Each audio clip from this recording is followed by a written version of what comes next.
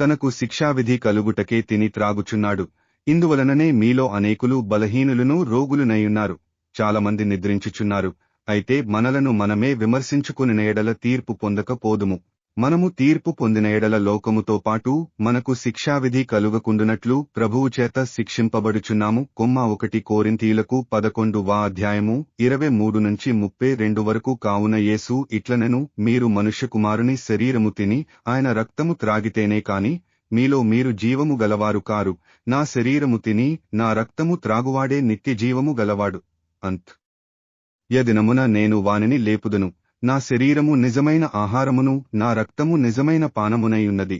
నా శరీరము తిని నా రక్తము త్రాగువాడు నాయందును నేను వానియందును నిలిచియుందుము. జీవము గల తండ్రి నన్ను పంపెను గనుక నేను తండ్రి మూలముగా జీవించుచున్నట్టే నన్ను తినువాడును నా మూలముగా జీవించును.